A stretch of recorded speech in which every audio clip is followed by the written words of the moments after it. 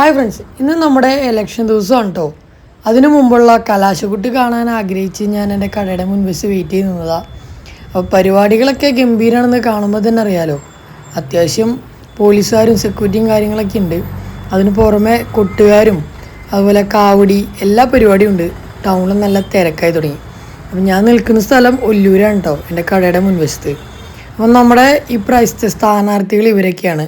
ഇപ്പോൾ ഇവരിന്ന് ജനവിധി തേടുകയാണ്. ആര് ജയിക്കുമെന്ന് ചോദിച്ചു കഴിഞ്ഞാൽ പലർക്കും പലരുടെയും പേര് പറയാം. പക്ഷെ ഇതൊരു പ്രഡിക്റ്റബിൾ അല്ല. എല്ലാവരും അവരവരുടെ ഇഷ്ടത്തിനാണ് വോട്ട് ചെയ്യുന്നത്. ആര് ജയിച്ചാലും സമൂഹത്തിന് നല്ല ചെയ്യുന്ന നല്ലൊരു നേതാവിനെ കിട്ടണം എന്നുള്ളതാണ് കാര്യം. എന്തായാലും നമ്മുടെ കലാശക്കൊട്ടൊക്കെ കഴിഞ്ഞിട്ടാണ് പിന്നെ ഞാൻ ടൗണിലേക്ക് എത്തുന്നത്.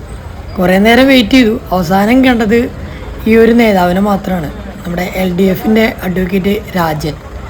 അപ്പോൾ ഈ ഒരു വ്യക്തിയെ മാത്രമാണ് കാണാൻ പറ്റിയത്. അദ്ദേഹം ഭയങ്കര കൂളായിട്ടുള്ളൊരു മനുഷ്യനാണ്. അവിടെ എല്ലാവരുമായിട്ട് സംസാരിക്കുന്നുണ്ട്.